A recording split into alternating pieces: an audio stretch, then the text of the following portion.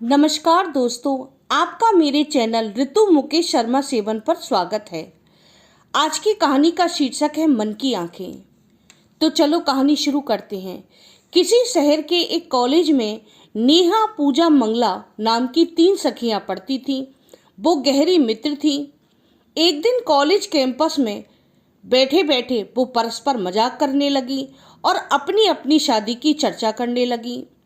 नेहा बोली, मेरा पति तो कोई वकील होना चाहिए क्योंकि वकीलों की बुद्धि बेहद तर्कशील होती है। पूजा ने कहा, मेरा पति तो कोई पुलिस इंस्पेक्टर होना चाहिए क्योंकि पुलिस बेहद बहादुर होती है। मंगला ने तुनक कर कहा, नहीं, मैं तो किसी डॉक्टर या बड़े बिजनेसमैन से शादी करूंगी। इनमें मंगला सबसे ज़्यादा रूपवान थी, पर वो बेहद लालसा और अहंकार से भरी हुई थी। समय बीतने लगा। तीनों सखियों की पढ़ाई पूरी हो गई। इनमें से नेहा और पूजा की शादी तय हो गई।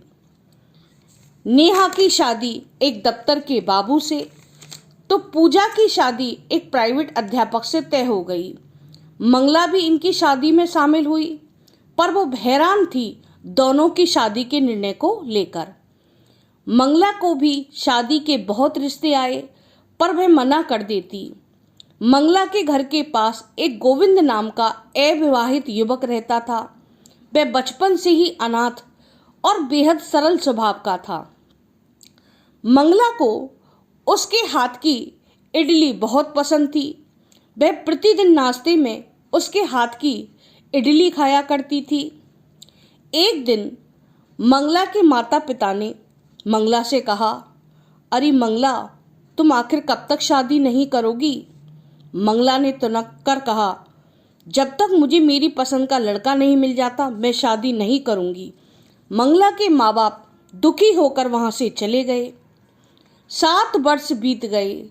मंगला अभी भी कुंवारी थी। मंगला अब उदास रहने लगी।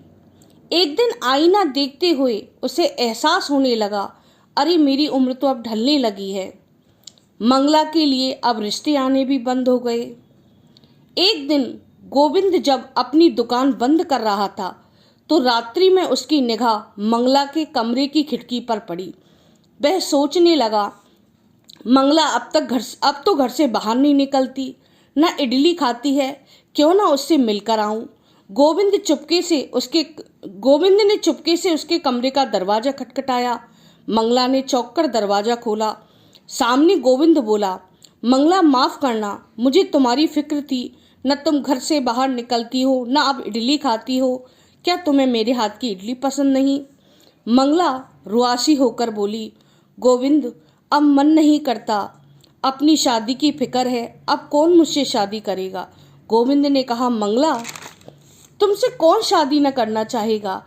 हीरे की परख जौहरी को होती है, लोहार को नहीं। अच्छी खासी पढ़ी लिखी हो, रूपवान हो। मंगला शर्मा गई।